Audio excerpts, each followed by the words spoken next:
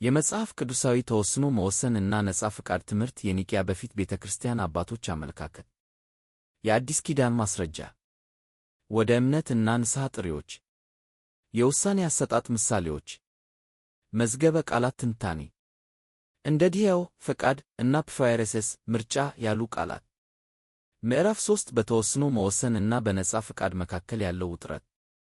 መጽሐፍ ቅዱሳዊ አብሮ መኖር። የፈርሃን ልብ መደነድን። የይሁዳ ክህደት። ገላጭ ግንዛቤዎች። መለኮታዊ ሉዓላዊነትን እና የሰው ተግባርን ማስታረቅ። የአዲስ ኪዳን ማስረጃ። ወደ እምነት እና ንስሐ ጥሪዎች። አዲስ ኪዳን የእግዚአብሔርን የመዳን አቅርቦት ምላሽ ለመስጠት የሰውን ኃላፊነት በማጉላት ወደ እምነት እና ንስሐ ግልጽ ጥሪዎችን በማቅረብ በብሉይ ኪዳን የነጻ ፍቃድ ማስረጃዎች ላይ ይገነባል። ሁለት ወሳኝ ጽሑፎች የሐዋርያት ሥራ 17:30 እና ዮሐንስ 3:16-18 ይህን ጭብጥ ጎልተው ያሳያሉ። በክርስቶስ ውስጥ ያለው መለኮታዊ ተነሳሽነት በፈቃደኝነት የሰውን ውሳኔ እንደሚጋብዝ ያሳያሉ። ይህም የኒቅያ በፊት አባቶች ተወስኖ መወሰንን ከሥነ ምግባራዊ ተግባር ጋር ለማመጣጠን የተጠቀሙበት አመለካከት ነው።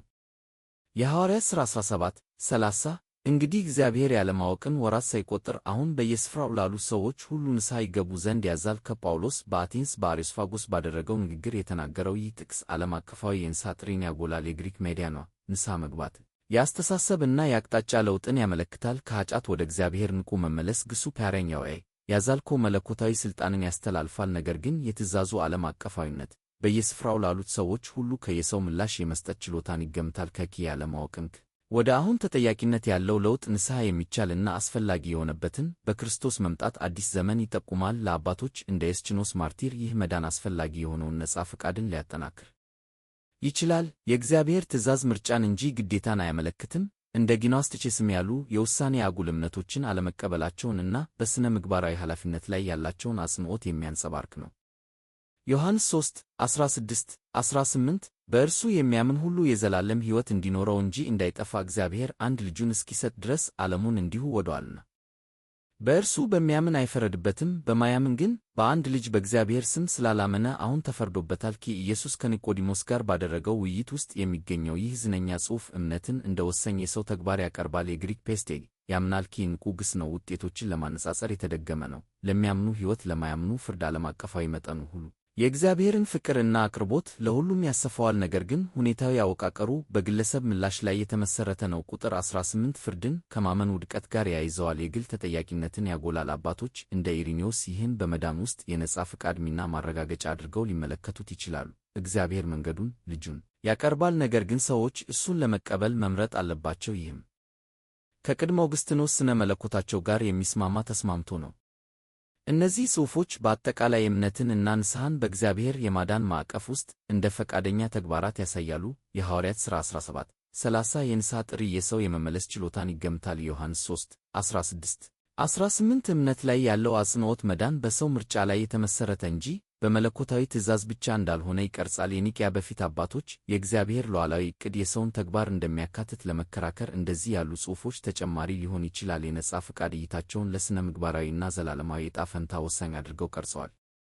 የአዲስ ኪዳን የሰው ነጻ ፍቃድ ላይ ያለው አጽንዖት ከሐዋርያት ሥራ 17:30 እና ዮሐንስ 3:16-18 ባሻገር በብዙ የእምነት እና የንስሐ ጥሪዎች የተጠናከረ ነው። እነዚህ ተጨማሪ ጽሑፎች የእግዚአብሔርን ለጸጋው ምላሽ ለመስጠት ግብዣውን ያጎላሉ። የኒቅያ በፊት አባቶች መለኮታዊ ሉዓላዊነትን ከሰው ኃላፊነት ጋር ለማመጣጠን ሊጠቀሙባቸው የሚችሉ ተጨማሪ ማስረጃዎችን ይሰጣሉ።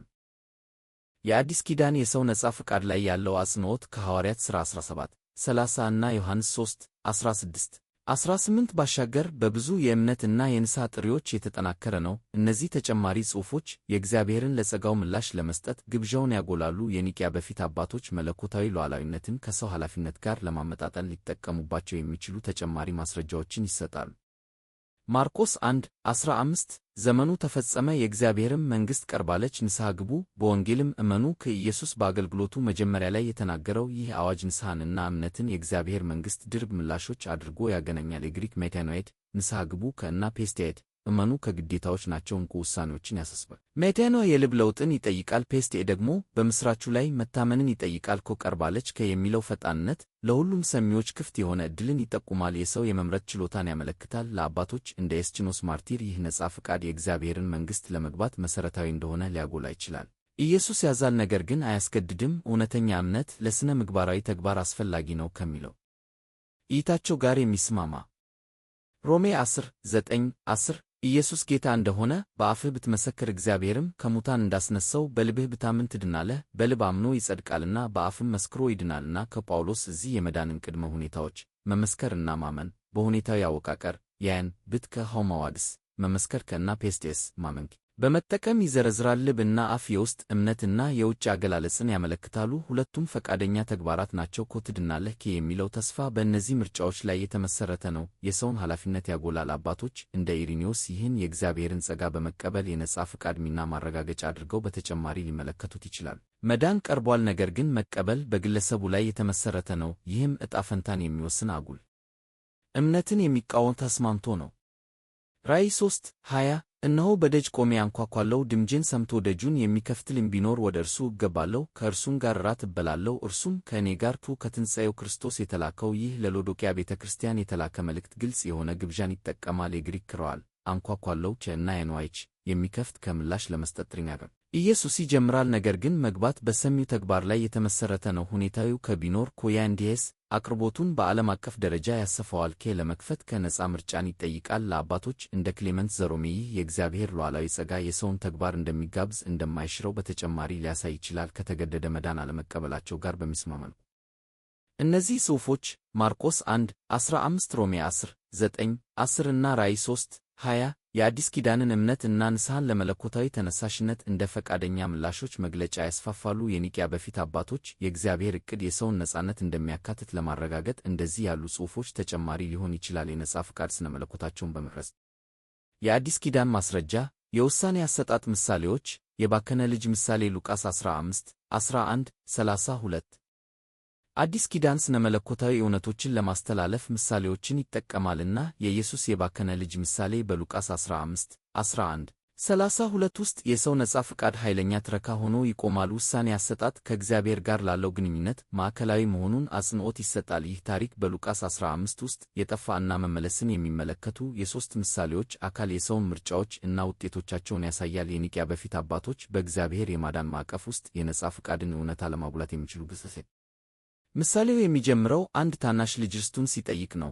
አባት ሆይ ከገንዘብህ የሚደርሰኝን ክፍል ስጠኝ። ከሉቃስ 15:12 ይህ ጥያቄ የግሪክ ዳዋስ መዋይ ስጠኝ በመጠቀም ከአባት ቤት መውጣቱን የሚጀምር ሆን ተብሎ የተደረገ የፍላጎት ተግባርን ያንጸባርቃል። ተከታይ ምርጫዎች ወደ ሩቅ አገር መሄድ እና ሀብቱን በብክነት ሕይወት ክዝናስት 13 ማባከን በመለኮታዊ ኃይል ያልተገደዱ ራስን በራስ የማስተዳደር ችሎታን የበለጠ ያሳያሉ። የተከተለው ረሃብ 14 እና ወደ አሳማ መመገብ መውረዱ 15 የእርሱ ውሳኔዎች ውጤቶች ናቸው። አስቀድሞ የተወሰነ ውጤት ሳይሆን ተጠያቂነትን የሚያጎላ ነው። ለአባቶች እንደ ኤስችኖስ ማርቲር ይህ በሥነ ምግባራዊ ውድቀት ውስጥ የነጻ ፈቃድ ሚናን ሊያረጋግጥ ይችላል። እግዚአብሔር የልጁን ምርጫዎች ይፈቅዳል፣ አይወስንም። ከውሳኔ ፍልስፍናዎች አለመቀበላቸው ጋር የሚስማም የመቀየሪያው ነጥብ በሉቃስ 15:17-18 ላይ ይመጣል። ወደ ልቡ በመመለስም እንዲህ አለ፣ ተነስቼ ወደ አባቴ ሄዳለሁ፣ ለእርሱም አባቴ ሆይ በሰማይና በፊትህ በደሉ ኩየስ ሕያታ እንዲያዎችን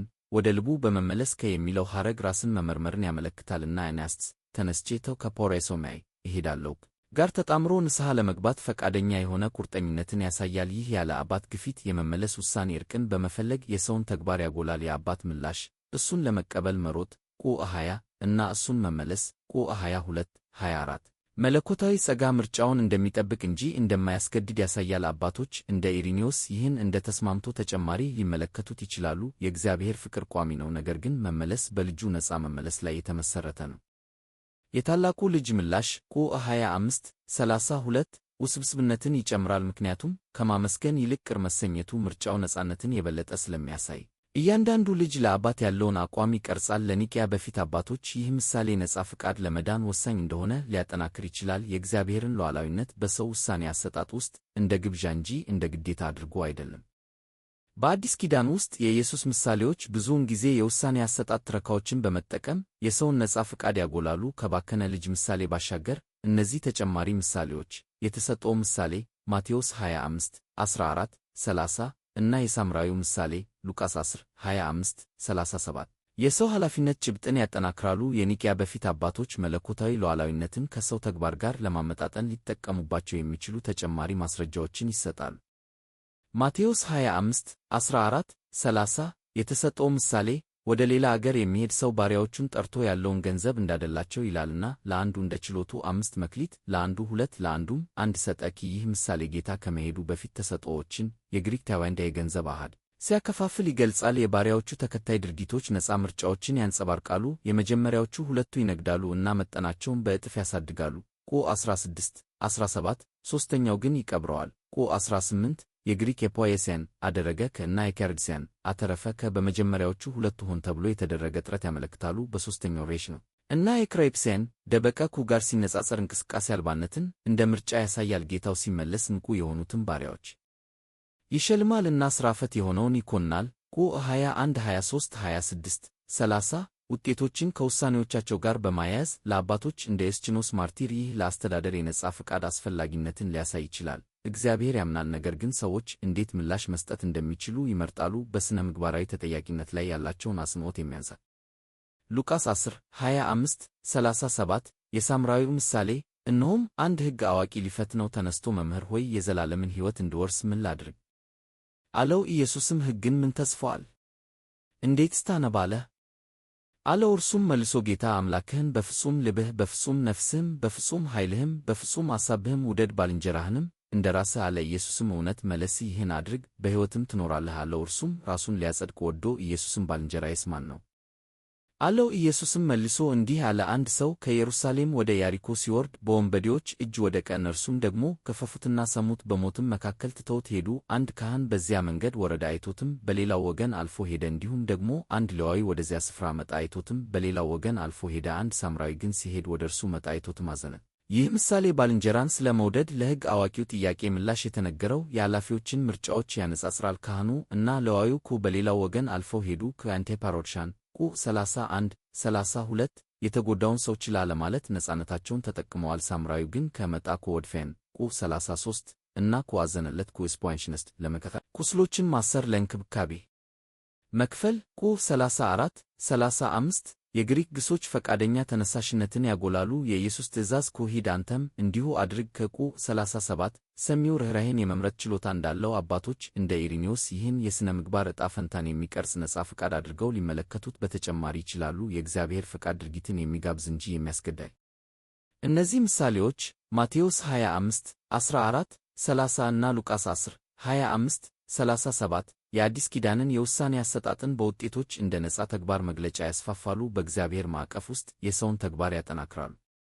መዝገበ ቃላት ትንታኔ እንደ ድሕያው ፈቃድ እና ፕፋይረሰስ ምርጫ ያሉ ቃላት ሉቃስ 10 25 37 የሳምራዊው ምሳሌ እነሆም አንድ ሕግ አዋቂ ሊፈትነው ተነስቶ መምህር ሆይ የዘላለምን ሕይወት እንድወርስ ምን ላድርግ አለው። ኢየሱስም ሕግን ምን ተጽፎአል?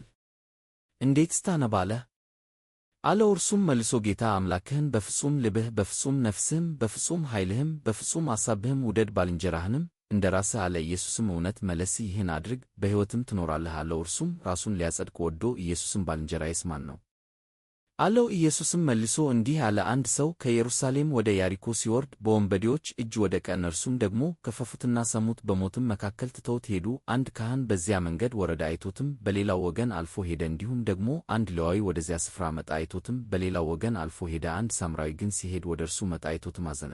ይህ ምሳሌ ባልንጀራን ስለ መውደድ ለሕግ አዋቂው ጥያቄ ምላሽ የተነገረው የኃላፊዎችን ምርጫዎች ያነጻጽራል። ካህኑ እና ሌዋዊው በሌላው ወገን አልፈው ሄዱ ከአንቴፓሮድሻን ቁ 31 32 የተጎዳውን ሰው ችላ ለማለት ነፃነታቸውን ተጠቅመዋል። ሳምራዊው ግን ከመጣ ወድፌን ቁ 33 እና አዘነለት ስፖንሽነስት ለመከታ ቁስሎችን ማሰር ለእንክብካቤ መክፈል ቁ 34 35 የግሪክ ግሶች ፈቃደኛ ተነሳሽነትን ያጎላሉ። የኢየሱስ ትእዛዝ ሂድ አንተም እንዲሁ አድርግ ከቁ 37 ሰሚው ርኅራኄን የመምረጥ ችሎታ እንዳለው አባቶች እንደ ኢሪኒዮስ ይህን የሥነ ምግባር ዕጣ ፈንታን የሚቀርጽ ነጻ ፈቃድ አድርገው ሊመለከቱት በተጨማሪ ይችላሉ። የእግዚአብሔር ፈቃድ ድርጊትን የሚጋብዝ እንጂ የሚያስገዳይ። እነዚህ ምሳሌዎች ማቴዎስ 25 14 30 እና ሉቃስ 10 25 37 የአዲስ ኪዳንን የውሳኔ አሰጣጥን በውጤቶች እንደ ነጻ ተግባር መግለጫ ያስፋፋሉ። በእግዚአብሔር ማዕቀፍ ውስጥ የሰውን ተግባር ያጠናክራሉ። መዝገበ ቃላት ትንታኔ እንደ ድሄው፣ ፍቃድ እና ፕፋይሬሴስ ምርጫ ያሉ ቃላት በአዲስ ኪዳን ውስጥ ያሉትን ቁልፍ የግሪክ ቃላት መዝገበ ቃላት ትንታኔ የመጽሐፍ ቅዱሳዊ የነጻ ፍቃድ መግለጫን ለመረዳት ወሳኝ ነው። ይህም የኒቅያ በፊት ቤተ ክርስቲያን አባቶች የሰውን ተግባር እንዴት እንደተረዱ የሚያብራራ የቋንቋ ትክክለኛነትን ይሰጣል። ሁለት ጉልህ ቃላት ድሄው፣ ፍቃድ እና ፕፋይሬሴስ ምርጫ በፈቃደኝነት ድርጊትን በሚያጎሉ አውዶች ውስጥ ይታያሉ። ይህም ከኋለኛው የውሳኔ ማዕቀፎች ከመፈጠራቸው በፊት ለሥነ መለኮታቸው የመጽሐፍ ቅዱስ መሠረት ይሰጣሉ። ድሄው፣ ፍቃድ ወይም መፈለግ ተብሎ የተተረጎመው ይህ ግስ ከዓላማ ወይም ምርጫን ከሚያመለክት ስር የተገኘ ነው። በአዲስ ኪዳን ውስጥ በተደጋጋሚ ይታያል። በተለይም በዮሐንስ 7:17 ፈቃዱን ሊያደርግ የሚወድ ቢኖር ይህ ትምህርት ከእግዚአብሔር እንደሆነ ወይም እኔ ከራሴ እንደተናገርሁ ያውቃል።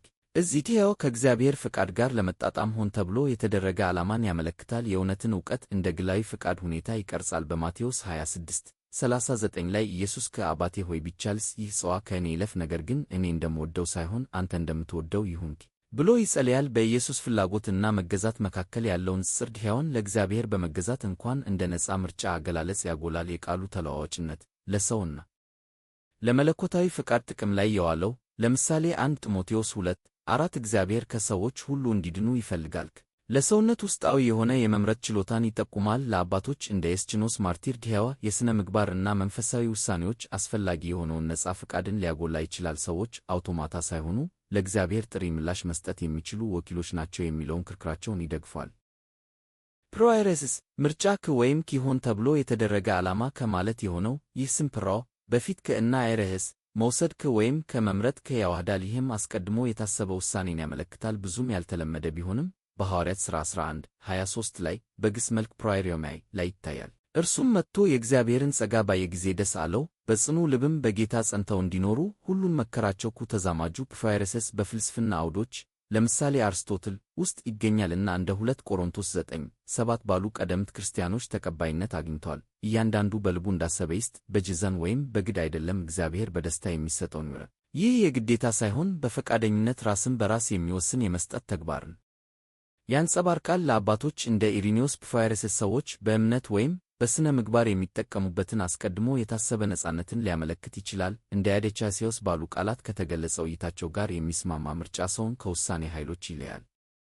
በአጠቃላይ ድሄው እና ፕፋይሬሴስ ነጻ ፍቃድን እንደ ፈጣን ፍቃድ እና ሆን ተብሎ የተደረገ ምርጫ አድርገው ይገልጻሉ። የሰውን ኃላፊነት በመጽሐፍ ቅዱስ ውስጥ ይመሰርታሉ። የኒቅያ በፊት አባቶች የእግዚአብሔር ሉዓላዊነት የሰውን ተግባር ከማስገደድ ይልቅ እንደሚጋብዝ ለማረጋገጥ እንደዚህ ያሉ ቃላትን ተጠቅመዋል። የቅድመ ኦግስጢኖስ ሥነ መለኮታቸውን በመቅረጽ የአዲስ ኪዳን እንደ ድሄው እና ፕፋይሬሴስ ያሉ ቃላት አጠቃቀም ከዚህ ቀደም ከተጠቀሱት ምሳሌዎች ባሻገር የሚሄድ ሲሆን ፍቃድን እና ሆን ተብሎ የተደረገ ምርጫን በመግለጽ የሰውን ነጻ ፍቃድ ተጨማሪ ማስረጃዎችን ይሰጣል። እነዚህ ጽሑፎች የመዝገበ ቃላት ትንታኔን ያጠናክራሉ። የኒቅያ በፊት አባቶች የሰውን ተግባር ለማጉላት የተጠቀሙበትን የመጽሐፍ ቅዱስ መሠረት ያጣሉ።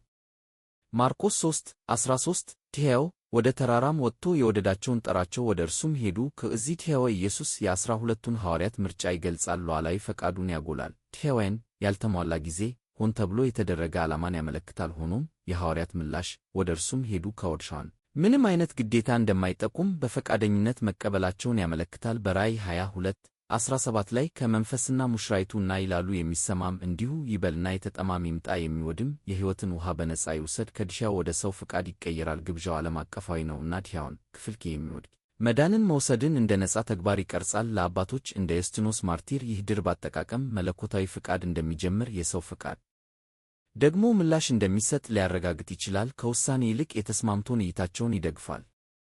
ፊልጵስዩስ 2:13 ድሄው ለበጎ ፈቃዱ ስትወዱና ስትሰሩ በእናንተ የሚሠራ እግዚአብሔር ነውና። ከጳውሎስ ድሄውን የእግዚአብሔር የሰው ፍቃድን ማንቃት ለመግለጽ ይጠቀማል። ይህም መለኮታዊ ማብቃት እንጂ መሻርን ያመለክታል። አውዱ ትሕትናን ማበረታታት 3:8 አማኞች ከእግዚአብሔር ደስታ ጋር ለመጣጣም እንደሚመርጡ ያመለክታል። አባቶች እንደ ኢሪኔዎስ ይህን የእግዚአብሔር ጸጋ ነጻ ፍቃድን እንደሚያሻሽል እንጂ እንደማይተካው ተረጉሙት። ከዕጣ ፈንታ አጉል እምነቶች አለመቀበላቸው ጋር በሚስማማ መልኩ ዕብራውያን 10:26 ፕሮይሬሴስ ጽንሰ ሐሳብ የእውነትን ዕውቀት ከተቀበልን በኋላ ወደን ብንበድል ከእንግዲህ ወዲህ ስለ ኃጢአት መሥዋዕት አይቀርም። ፕሮይሬሴስ ራሱ ጥቅም ላይ ባይውልም ሃይካሴስ በፍላጎት ከሄቀንኮ በፍላጎት ተመሳሳይ የሆን ተብሎ የተደረገ ምርጫን ያመለክታል። ይህ የክርስቶስን መሥዋዕት ሆን ተብሎ አለመቀበልን ያስጠነቅቃል። እውነትን ለመቀበል ወይም ላለመቀበል ነጻነትን ያመለክታል። ለአባቶች እንደ ክሌመንት ዘሮሜ ይህ ከፕሾይሬሲስ ጋር እንደ አስቀድሞ የታሰበ ተግባር ሊመሳሰል ይችላል። በእግዚአብሔር ዕቅድ ውስጥ የሰውን ተጠያቂነት ያጠናክራል።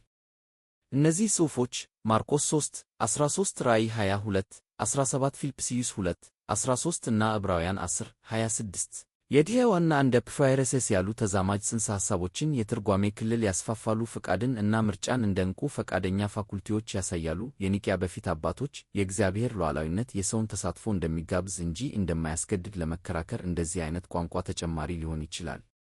መጽሐፍ ቅዱሳዊ አብሮ መኖር የፈርዖን ልብ መደንደን በዘጸአት መቅሰፍቶች ወቅት የፈርዖን ልብ መደንደን ታሪክ በተወሰነው መወሰን እና በነጻ ፍቃድ መካከል ያለውን ውጥረት አስደናቂ የመጽሐፍ ቅዱስ ምሳሌ ያቀርባል። በአንድ ታሪክ ውስጥ ያላቸውን አብሮ መኖር ያጎላል። በዘጸአት 9 12 እና 8 15 ላይ እንደሚታየው የእግዚአብሔር ሉዓላዊ ድርጊት እና የፈርዖን የሰው ምርጫዎች መካከል ያለው መስተጋብር መለኮታዊ ፍቃድ እና የሰው ተግባር እንዴት እንደሚገናኙ ሲወያዩ የኒቅያ በፊት አባቶች ያሰቡበት ውስብስብ ጉዳይ ይሰጣል።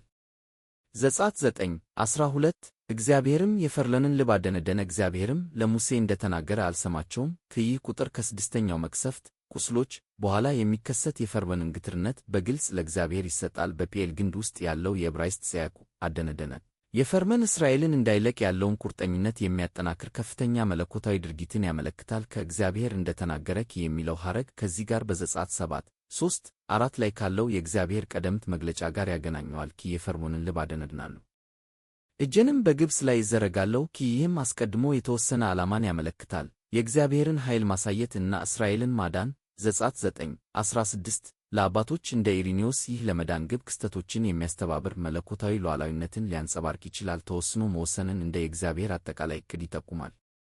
ዘጸአት 8 15 ፈርዖንም እፎይታ እንደሆነ ባየ ጊዜ ልቡን አደነደነ፣ እግዚአብሔርም እንደተናገረ አልሰማቸውም። ቀደም ሲል ከሁለተኛው መቅሰፍት እንቁራሪቶች በኋላ የፈርዖን ልብ መደንደን ራሱን የቻለ ነው። ተመሳሳይ ግስያት ይታያል፣ ነገር ግን እዚህ ፈርዖን ርዕሰ ጉዳዩ ነው። ይህም ጊዜያዊ እፎይታ ካገኘ በኋላ ለመቃወም የራሱን ምርጫ ያመለክታል። አልሰማም የሚለው እምቢተኝነቱ ሁኔታውን ሲመዝን እና እምቢተኝነትን ሲመርጥ መለኮታዊ ግዴታ ሳይሆን ሆን ተብሎ የተደረገ ግትርነትን ያንጸባርቃል። ይህ የእግዚአብሔርን ቀጥተኛ ልብ መደንደን ይቀድማል፣ የመጀመሪያውን የሰው ተግባር ይጠቁማል። አባቶች እንደ ኤስቲኖስ ማርቲር ይህ መለኮታዊ ጣልቃ ገብነት ከመጀመሩ በፊት የነጻ ፍቃድ ተግባር ማረጋገጫ በተጨማሪ አድርገው ሊመለከቱት ይችላሉ።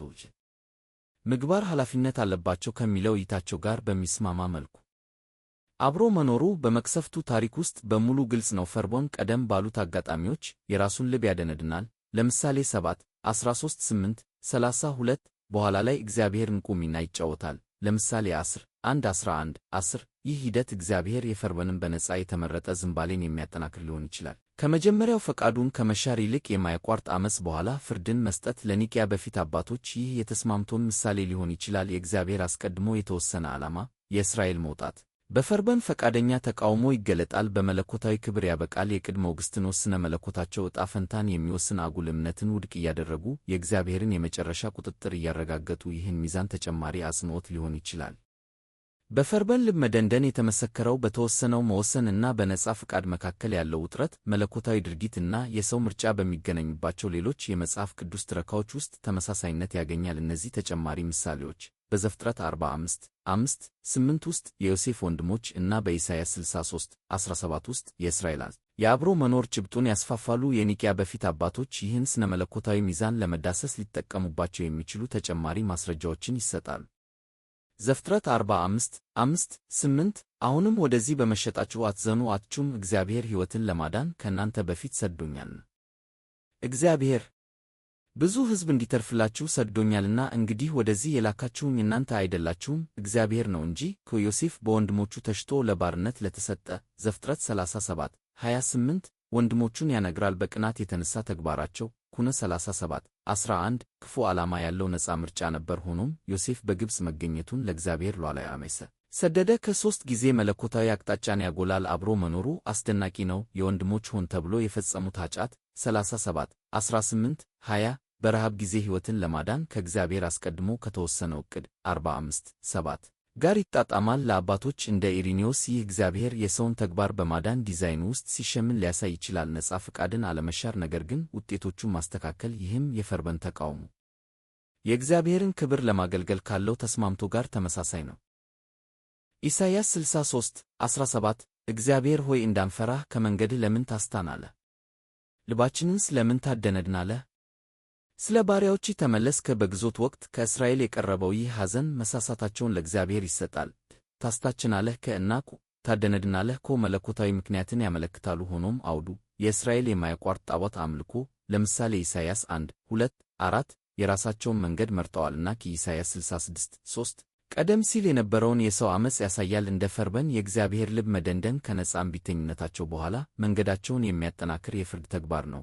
ሮሜ 1:24 ይመልከቱ። ተመለስክ የሚለው ልመና ምርጫ አሁንም ሊኖር እንደሚችል ያመለክታል። አባቶች እንደ ኤስችኖስ ማርቲር ይህን መለኮታዊ ሉዓላዊነት የሰውን ውሳኔዎች እንደሚያጎላ እንጂ እንደማይጀምር በተወሰነው መወሰን ውስጥ የሥነ ምግባር ተጠያቂነትን ጠብቆ ሊተረጉሙት ይችላሉ። እነዚህ ጽሑፎች ዘፍጥረት 45:5-8 እና ኢሳይያስ 63:17 የፈርዖንን ትረካ ያንጸባርቃሉ። የሰው ምርጫዎች ዮሴፍን መሸጥ፣ ጣዖት አምልኮ ከእግዚአብሔር ሉዓላዊ ፈቃድ መዳን ፍርድ ጋር አብረው ይኖራሉ። የኒቅያ በፊት አባቶች ይህን እግዚአብሔር ዓላማ ያለው ቁጥጥር ከነጻ ፈቃድ ጋር ሲስማማ ዕጣ ፈንታን የሚወስን አጉል እምነትን ውድቅ እያደረጉ መለኮታዊ ቅድሚያን ሲያረጋግጡ ሊያይተውት ሊሆን ይችላል። በፈርዖን ልብ መደንደን እንደሚታየው የተወሰነው መወሰን እና ነጻ ፈቃድ አብሮ መኖር በመጽሐፍ ቅዱስ ውስጥ ተደጋጋሚ ጭብጥ ነው። እንደ 1 ሳሙኤል 2:25 ውስጥ የኤሊ ልጆች እና ሮሜ 1:26 ውስጥ አሕዛብ ያሉ ተጨማሪ ምሳሌዎች መለኮታዊ ድርጊት እና የሰው ምርጫ የሚገናኙባቸውን ተጨማሪ አጋጣሚዎች ይሰጣሉ። የኒቅያ በፊት አባቶች ይህን ውጥረት ለመረዳት ሰፋ ያለ የመጽሐፍ ቅዱስ መሠረት ይሰጣሉ። 1 ሳሙኤል 2:25 ሰው በሰው ላይ ቢበድል እግዚአብሔር ይፈርድለታል፣ ሰው በእግዚአብሔር ላይ ቢበድል ግን ማን ይማልድለታል? ነገር ግን የአባታቸውን ቃል አልሰሙም፣ እግዚአብሔርም ሊገድላቸው ወዶ ነበርና። ይህ ቁጥር የኤሊ ልጆች የሆነውን ሆፍኒን እና ፊንሐስን የሚመለከት ነው። እነሱም ክህነትን ያረከሱ። 1 ሳሙኤል 2:12-17 የኤሊን ቃል አለመስማታቸው አልሰሙም ከዋም ሆን ተብሎ የተደረገ አለመታዘዝን ያንጸባርቃል። በቂ የማይረባ ከተፈጥሯቸው ቆስረው ውስጥ የተመሠረተ ነጻ ምርጫ። ሆኖም ጽሑፉ ከእግዚአብሔር ወዶ ነበር ይህልህ ፍላጎት ወይም ከዓላማ በመጠቀም ዕጣ ፈንታቸውን ለእግዚአብሔር ዓላማ ይሰጣል። ይህ እንደ ፈርዖን የማያቋርጥ ኃጢአታቸው ካለፈ በኋላ ሊፈርድባቸው መለኮታዊ ውሳኔን ያመለክታል፣ ምናልባትም ቁርጠኝነታቸውን እያደነደነ። ለአባቶች እንደ ኢሪኒዮስ ይህ እግዚአብሔር የሰውን ዓመፅ ለፍታያን ሲያጠናክር የመጀመሪያውን ተግባር እየጠበቀ ከውሳኔ አለመቀበላቸው ጋር የሚስማማ ምሳሌ ሊሆን ይችላል። ሮሜ 1:24-26 ስለዚህም እርስ በርሳቸው ሥጋቸውን የሚያወርዱበትን ለርሰት በልባቸው ፍትወት እግዚአብሔር አሳልፎ ሰጣቸው፣ የእግዚአብሔርን እውነት በውሸት ስለ ለወጡ። እግዚአብሔርም የማይገባውን ያደርጉ ዘንድ ለተጣመመ አእምሮ አሳልፎ ሰጣቸው። ጳውሎስ የአሕዛብን ጣዖት አምልኮ እና ብልግና ይገልጻል። ለወጡ ከሜታዋችያን ሆን ተብሎ የእግዚአብሔርን እውነት አለመቀበላቸውን ያመለክታል። ተደጋጋሚው ፓሬድኬን አሳልፎ ሰጣቸው መለኮታዊ ድርጊትን ያመለክታል። እግዚአብሔር ለተመረጠው መንገዳቸው አሳልፎ ሰጣቸው። እንደ ፈርዖን የመጨረሻ መቅሰፍቶች ፍርድን መስጠት የልባቸው ፍትወት ኤፔትሸማያስ እና የተጣመመ አእምሮ አዶጌማንያን ከውሳኔዎቻቸው የሚመነጩ ናቸው። ሆኖም የእግዚአብሔር ድርጊት ውጤቱን ይቀርጻል። አባቶች እንደ ኤስችኖስ ማርቲር ይህን እግዚአብሔር አስቀድሞ የተወሰነ ፍርድ የሰውን ነጻነት ሲያከብር፣ ምርጫን ሳይሽር ውጤቶችን ሲያጎላ አድርገው ሊመለከቱት ይችላሉ። እነዚህ ጽሑፎች 1 ሳሙኤል 2:25 እና ሮሜ 1:24-26 የፈርዖንን ንድፍ ያስተጋባሉ። የሰው ኃጢአት ከመለኮታዊ ምላሽ ይቀድማል፣ ነጻ ፈቃድን ከእግዚአብሔር ሉዓላዊ ፈቃድ ጋር ያዋህዳል። የኒቅያ በፊት አባቶች ይህንን እግዚአብሔር ዓላማውን ለመፈጸም በሰው ተግባር ውስጥ እንጂ በሰው ላይ ሳይሆን ሲሠራ ደጋፊ ይሆናል። የይሁዳ አስቆሮታዊ የኢየሱስ ክህደት ታሪክ በተወሰነው መወሰን እና በነጻ ፈቃድ መካከል ያለውን ውጥረት አስገዳጅ የመጽሐፍ ቅዱስ ምሳሌ ያቀርባል። በአንድ ትረካ ውስጥ ያላቸውን አብሮ መኖር ያሳያል። መለኮታዊ ዕቅድና የይሁዳ ፈቃደኛ ድርጊቶች መካከል ያለው መስተጋብር በዮሐንስ 17:12 እና በሐዋርያት ሥራ 1:16-20 ላይ እንደተገለጸው መለኮታዊ ቀደም ትእዛዝ እና የሰው ኃላፊነት እንዴት እንደሚገናኙ ለመረዳት የኒቅያ በፊት አባቶች የታገሉበት ውስብስብ ጉዳይ ይሰጣል። ዮሐንስ 17:12 ከነርሱ ጋር ሳለው የሰጠኸኝን በስምህ እጠብቃቸው ነበር፣ ከጥፋት ልጅ በቀር ከነርሱ አንድ እንኳ አልጠፋም፣ መጽሐፉም ይፈጸም ዘንድ ነው። ኢየሱስ በከፍተኛ የክህነት ጸሎቱ የተናገረው ይህ ቁጥር ይሁዳንኩ የጥፋት ልጅ ከሐዋርያውስጥ ሲያፖያስ ብሎ ይለያል። ይህም የእርሱን የተወሰነ ዕጣ ፈንታ ያመለክታል። ከመጽሐፉ ይፈጸም ዘንድ ሄናህ ጅራይፕ ፖርድ የሚለው ሐረግ ወደ መለኮታዊ ቀደም ትእዛዝ ያመለክታል። ምናልባትም እንደ መዝሙር 41:9 ያሉ የብሉይ ኪዳን ትንቢቶችን ይጠቁማል። የምታመንበት የቅርብ ወዳጄ እንኳን ተረከዙን በእኔ ላይ አነሳ። የግሪክ ፖሮ ተፈጸመ በእግዚአብሔር ዕቅድ ውስጥ አስቀድሞ የተወሰነ ሚናን ያመለክታል። የይሁዳ ክህደት ለመዳን ማዕከላዊ የሆነውን ስቅለት ያስችላል። ዮሐንስ 12 32 33 ለአባቶች እንደ ኢሪኔዎስ ይህ መዳንን በክርስቶስ ሞት ማረጋገጥ በክህደት እንኳን የተስተካከለ እንደ የእግዚአብሔር ሉዓላዊ ንድፍ ቀደም ትእዛዝን ሊያረጋግጥ ይችላል። የሐዋርያት ሥራ 1 16 20 ወንድሞች ሆይ ኢየሱስን ለያዙት መሪ ስለሆነው ስለ ይሁዳ መንፈስ ቅዱስ አስቀድሞ በዳዊት አፍ የተናገረው መጽሐፍ ይፈጸም ዘንድ ይገባ ነበር። በመዝሙር መጽሐፍ ተጽፏልና ሹመቱን ሌላ ይውሰድ። ከጴጥሮስ ከዕርገቱ በኋላ ደቀ መዛሙርቱን ሲያነግር የይሁዳን ድርጊት እንደተነገረ ለመቅረጽ መዝሙር 69 25 እና 109 8ን ይጠቅሳል። ይፈጸም ዘንድ ይገባ ነበር ኤዲያፖርትናይ የሚለው ሐረግ መለኮታዊ አስፈላጊነትን ያጠናክራል። ሆኖም ይሁዳ መሪ ሆነ ኤጀነዳው ሆርጆስ ለመክዳት እንቁሞች ዮሐንስ 13 26 27 እና እርሻውን መግዛቱ 18 በስግብግብነት የተነሳ ዮሐንስ 12 6 የግል ፈቃድን ያንጸባርቃል። የእሱ ጸጸትና ራስን ማጥፋት ማቴዎስ 27 3 5 ተጨማሪ ወኪልነትን እንጂ አሻንጉሊት አለመሆኑን ያመለክታሉ። አባቶች እንደ የስችኖስ ማርቲር ይህን ይሁዳ በእግዚአብሔር ቀድሞ በሚታወቀው ዕቅድ ውስጥ ነጻ ፈቃድን ሲጠቀምበት አድርገው ሊመለከቱት ቻሉ። ምርጫዎቹ መጻሕፍትን ይፈጽማሉ፣ ሆኖም የራሱ ሆነው ይቀራሉ። አብሮ መኖሩ የይሁዳ ክህደት ሁለቱም እንደተነበየ ዮሐንስ 17 12 እና በነጻ እንደተፈጸመ የሐዋርያት ሥራ 1 16 ላይ ነው። የእግዚአብሔር ሉዓላዊነት ውጤቱን የክርስቶስን መሥዋዕት ያረጋግጣል። የይሁዳ ሆን ተብሎ የተደረጉ ድርጊቶች ለምሳሌ ከካህናቱ ጋር መደራደር ማቴዎስ 26 14 15 ተጠያቂነትን ያንጸባርቃሉ። የኒቅያ በፊት አባቶች ይህንን የእግዚአብሔር ዓላማ በሰው ነጻነት ሲያሸንፍ ሳይሽረው የተወሰነውን መወሰን ከሥነ ምግባራዊ ኃላፊነት ጋር ሲያመዛዝን አድርገው አዩት። የይሁዳ አስቆሮታዊ ክህደት በተወሰነው መወሰን እና በነጻ ፈቃድ መካከል ያለውን መስተጋብር ጥልቅ ምሳሌ ሆኖ ማገልገሉን ቀጥሏል። ከዚህ ቀደም ከተጠቀሱት በተጨማሪ ተጨማሪ ጽሑፎች ይህን ትረካ ያበለጽጉታል። ሉቃስ 22 21 22 እና ዮሐንስ 13 18 19 መለኮታዊ ቀደም ትእዛዝ እና የሰው ተግባር አብረው የሚኖሩባቸውን ተጨማሪ አጋጣሚዎች ይሰጣሉ። የኒቅያ በፊት አባቶች እነዚህን ጽንሰ ሐሳቦች በቅድመ አውግስጢኖስ ስነ መለኮታቸው ለማስታረቅ ተጨማሪ የመጽሐፍ ቅዱስ ማስረጃዎችን ይሰጣሉ።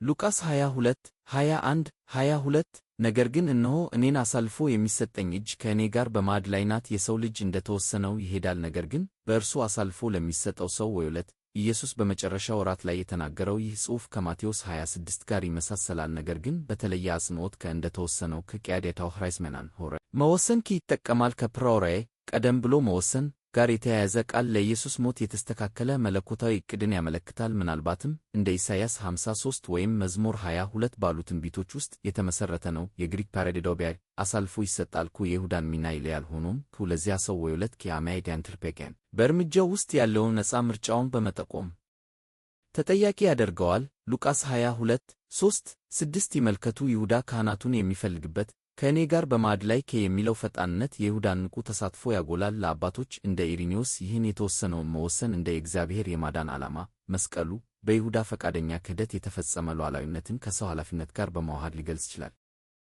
ዮሐንስ 13 18 19 ከሁላችሁ አልናገርም፣ እኔ የመረጡማቸውን አውቃለሁ፣ ነገር ግን መጽሐፍ እንጀራዬን የበላ በእኔ ላይ ተረከዙን አነሳብኝ ሲል ይፈጸም ዘንድ ነው። ይህ ሲሆን እኔ እንደሆኑ ታምኑ ዘንድ አስቀድሞ ሳይሆን አሁን እነግራችኋለሁ። ኢየሱስ መዝሙር 41 9 ይጠቅሳል። የይሁዳን ክህደት ከመጽሐፍ ቅዱስ ጋር በማገናኘት ይፈጸም ዘንድ ክፖረድ መለኮታዊ ቀደምት ዕውቀትን እና ዓላማን ያመለክታል። ከእኔ የመረጡማቸውን አውቃለሁ የጂን ሐስ ኤችያመን ኢየሱስ የ12ቱን ሉዓላዊ ምርጫ ያንጸባርቃል። ሆኖም የይሁዳ ድርጊት ተረከዙን አነሳ ኤፕራይንቲን ፒቴርንያን የግል ክህደት ነው፣ በነጻ የተፈጸመ ዮሐንስ 13 26 27 እንጀራውን ወስዶሜ የኢየሱስ ትንቢታዊ ዓላማ ታምኑ ዘንድ የእግዚአብሔር ዕቅድ እምነትን እንደሚያራምድ እንጂ ምርጫን እንደማይሽር ያሳያል። አባቶች እንደ ዮስጢኖስ ማርቲር ይህን የእግዚአብሔር ቀደም ትእዛዝ የይሁዳን ተግባር ሲጠቀምበት በተወሰነው ውጤት ውስጥ የሥነ ምግባር ተጠያቂነትን ሲጠብቅ አድርገው በተጨማሪ የመጽሐፍ ቅዱስ ማስረጃዎች ሊመለከቱት ይችላሉ። እነዚህ ጽሑፎች ሉቃስ 22 21 22 እና ዮሐንስ 13 18 19 የይሁዳ ትረካን ያጠናክራሉ። መለኮታዊ ውሳኔ ስቅለቱን ያረጋግጣል። ሆኖም የይሁዳ ድርጊቶች የራሱ ሆነው ይቀራሉ። የኒቅያ በፊት አባቶች ይህንን የእግዚአብሔር ሉዓላዊነት ከሰው ነጻነት ጋር ሲስማማ ሳይሽረው አድርገው ተርጉመውታል።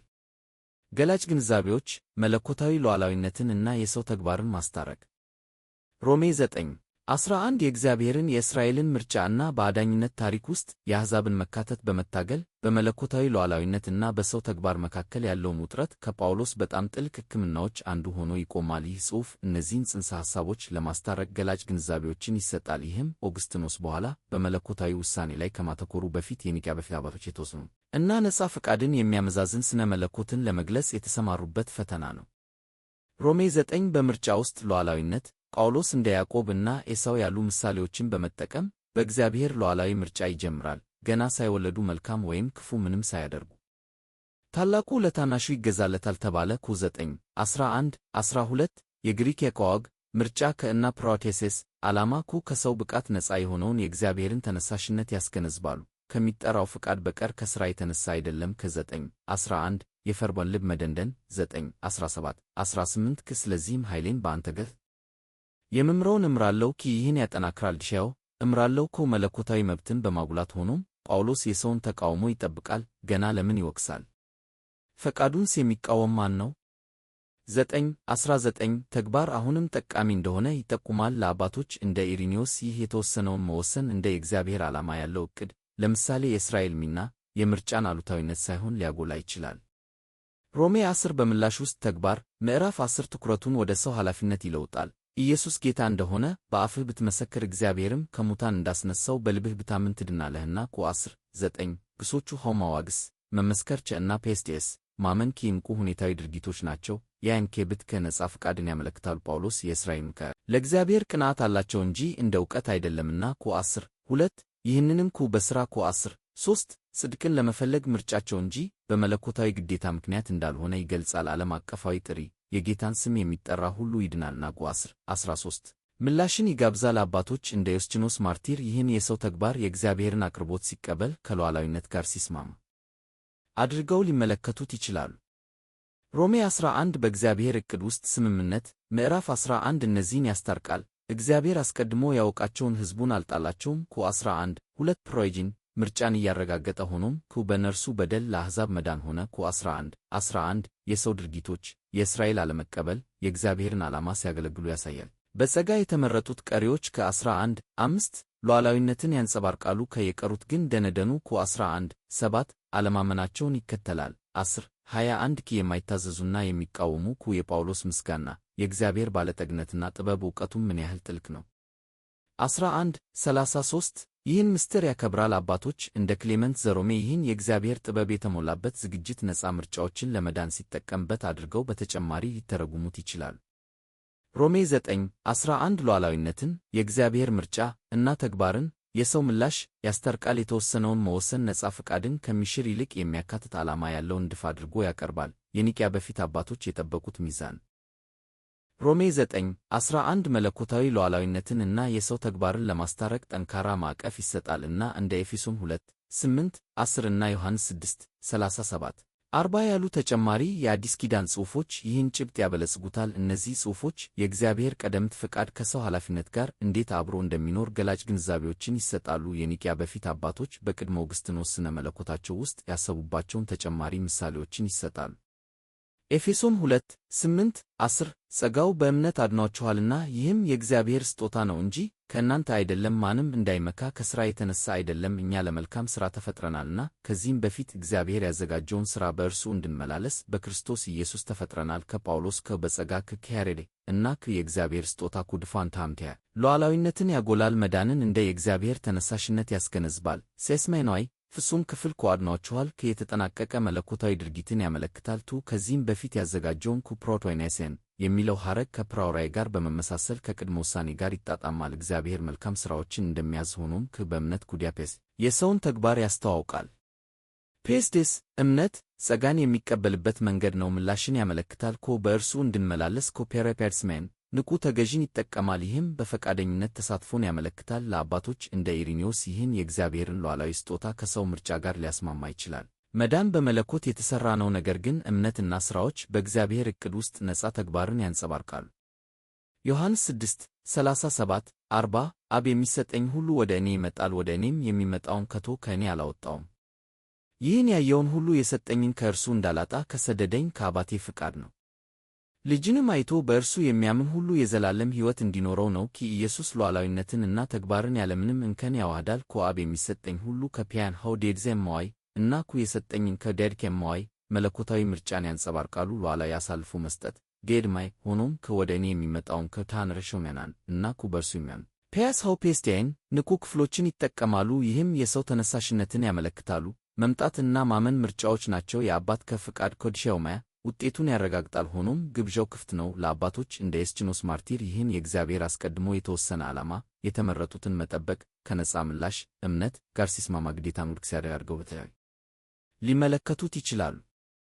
እነዚህ ጽሑፎች ኤፌሶን 2 8 10 እና ዮሐንስ 6 37 40 ሮሜ 9 11ን ያንጸባርቃሉ። ሉዓላዊነት ይጀምራል፣ ጸጋ መስጠት፣ ተግባር ደግሞ ምላሽ ይሰጣል። እምነት መምጣት የኒቅያ በፊት አባቶች ይህን እግዚአብሔር የሰውን ነጻነት የሚያካትት ጥበብ የተሞላበት ንድፍ አድርገው ለሚያዩት ይሆናል። በሮሜ 9 11 ውስጥ የተዳሰሰው መለኮታዊ ሉዓላዊነት እና የሰው ተግባርን ማስታረቅ እንደ 1 ጢሞቴዎስ 2 4 6 እና ራእይ 22 17 ባሉ ጽሑፎች ውስጥ ተጨማሪ ድምፅ ያገኛል። እነዚህ ጽሑፎች የእግዚአብሔር ቀደምት ፈቃድ ከሰው ኃላፊነት ጋር እንዴት አብሮ እንደሚኖር ገላጭ ግንዛቤዎችን ይሰጣሉ። የኒቅያ በፊት አባቶች ከኦግስጢኖስ የውሳኔ ለውጥ በፊት ሚዛናዊ ስነ መለኮትን ለመግለጽ የተጠቀሙባቸውን ተጨማሪ ምሳሌዎችን ይሰጣሉ። 1 ጢሞቴዎስ 2 4 6 እግዚአብሔር ሰዎች ሁሉ እንዲድኑና እውነትን ወደ ማወቅ እንዲደርሱ ይወዳል። አንድ እግዚአብሔር አለና በእግዚአብሔርና በሰው መካከልም አንድ መካከለኛ አለ፣ እርሱም ለሰው ሁሉ ቤዛ የሆነው ሰው ክርስቶስ ኢየሱስ ነው። ይህ የእረኝነት መልእክት ዓለም አቀፋዊ የማዳን ፈቃድን ለእግዚአብሔር ይሰጣል። ሕያው ይወዳል ከፓንዲያስ ሁሉ ጋር በሰብአዊነት መዳን ላይ ያለውን ዓላማ በማድረግ የዓላማውን ሉዓላዊነት ያመለክታል። የግሪክ ስትንያይ እንዲድኑ ከእና ኤፔንዜን አውቼያስ አውቼይን እውነትን ወደ ማወቅ እንዲደርሱ መዳንን እንደ መለኮታዊ ስጦታ እና የሰውን ዕውቅና የሚያካትት ሂደት አድርገው ይቀርጻሉ። የክርስቶስ ለሰው ሁሉ ከሄፐርፓንድን ቤዛነት በዕርቅ በቂነት ላይ የተመሠረተውን የእግዚአብሔርን ተነሳሽነት ያጠናክራል። ሆኖም ከእውነትን ወደ ማወቅ ከተግባርን ያመለክታል። ሰዎች ለእውነት ምላሽ መስጠት አለባቸው። በጸሎት ጥሪ 1 እና በእግዚአብሔርን በሚመስል ሕይወት 2 ላይ እንደሚታየው ለአባቶች እንደ ኤስችኖስ ማርቲር ይህ የእግዚአብሔርን ሉዓላዊ ፍላጎት ከሰው መቀበል ጋር ሊያስማማ ይችላል። እግዚአብሔር መዳንን በዓለም አቀፍ ደረጃ ይፈልጋል፣ ነገር ግን ግለሰቦች እሱን ለማወቅ እና ለመቀበል ይመርጣሉ በነጻ ፈቃድ ላይ ካላቸው አጽንዖት ጋር በሚስማማ መልኩ። ራእይ 22 17 መንፈስና ሙሽራይቱ እና ይላሉ የሚሰማም እንዲሁ ይበልና የተጠማም ይምጣ የሚወድም የሕይወትን ውሃ በነጻ ይውሰድ። ይህ የመጨረሻ ግብዣ መለኮታዊ እና ሰብአዊ ነገሮችን ያዋህዳል። መንፈስ እና ሙሽራይቱ ቤተ ክርስቲያን ሉዓላዊ ጥሪን ያቀርባሉ። ኤሪክ ሃብ ናኪ የሕይወትን ውሃ በማቅረብ የእግዚአብሔርን ተነሳሽነት ያንጸባርቃሉ። የጸጋ ስጦታ በነጻ ከሆኖም የሚሰማም እንዲሁ ይበልና እና የሚወድም ይውሰድ። ከሆት ሕያውን ዋይቤድ ግዴታዎችን ከነቁ ግሶች ጋር ይጠቀማሉ። ያጊያን የሚሰማ ኮዴፕስን የተጠማ ኮድሕያውን የሚወድ ከፈቃደኛ ምላሽን ያመለክታሉ። መስማትና መፈለግ ከመውሰድ ይቀድማሉ፣ ይህም ተግባርን ያመለክታሉ። አባቶች እንደ ኢሪኒዮስ ይህን የእግዚአብሔር አስቀድሞ የተወሰናሉ። የዘላለም ሕይወት ከሰው ምርጫ መምጣትና መውሰድ ጋር ሲስማማ ግዴታን ውድቅ ሲያደርግ አድርገው ለሚያዩት ይሆናል። እነዚህ ጽሑፎች 1 ጢሞቴዎስ 2 4 6 እና ራእይ 22 17 ሮሜ 9 11ን ያስተጋባሉ። ሉዓላዊነት መንገዶችን ያቀርባል። የክርስቶስ ቤዛነት የሕይወት ውሃ ተግባር ደግሞ እሱን ይይዛል። እውነትን ማወቅ መፈለግ የኒቅያ በፊት አባቶች ይህን እግዚአብሔር ነጻ ተሳትፎን የሚጋብዝ ዓላማ ያለው ዕቅድ አድርገው በተጨማሪነት ሊመለከቱት ይችላሉ።